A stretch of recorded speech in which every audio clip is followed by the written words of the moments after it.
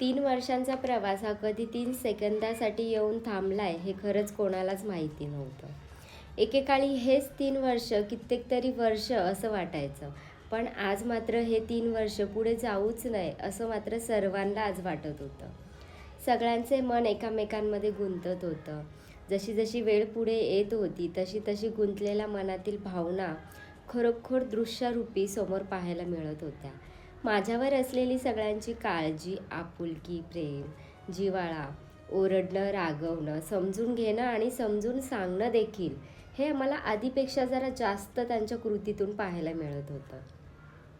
खरं तर माझ्या मनामध्ये जे चाललं होतं तेच त्यांच्या सर्वांच्या मनामध्ये मला भासू लागलं होतं.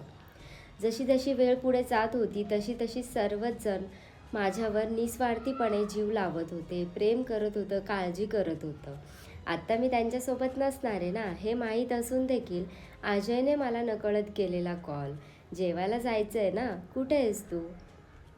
घरी जाताना देखील आज पंचिंग होणार नाही हे माहीत असून देखील सिया आणि स्नेहलने आवर्जून काढलेली माझी आठवण, हे कुठे कुठे तरी मी ऑब्झर्व करू लागले होते.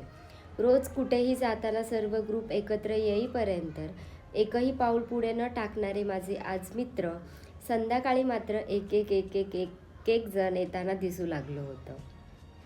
बिकॉज आजपासून श्रुती त्यांच्यासोबत नसणार आहे ना हे कुठेतरी नकळत भासत होतं. त्यात मी रडू नये म्हणून स्वप्नील आणि रोशन यांनीही मध्ये मध्ये केलेले जोक्स हे मला सारखं रिमाइंड करून देत होतं. त्यानंतर यशश्री आणि माझा कॉल चालू असताना मी रडतीये हे पाहून सगळ्यांनी मला केलेला कॉल, मेसेज, त्यातून कुठेतरी आपुलकीचं नातं मला दिसू लागलं आणि त्याच प्रेमाच्या काळजीरूपी हे अश्रू माझ्या डोळ्यातून येऊ लागले होते. जसे जसे तुमचे कॉल येताना दिसू लागले तसे तसे माझ्या डोळ्यातील पाण्यांनी स्पीड देखील जरा फास्टच घेतला.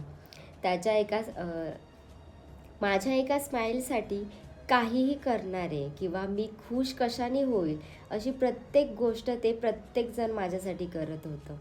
त्यात काहीही न लपवता सर्व काही शेअर करणं हे देखील खूप आपुलकीचं नातं वाटायला लागलं होतं.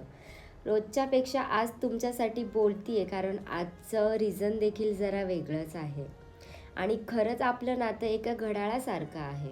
बिकॉज घड्याळाला 3 काटे असतात.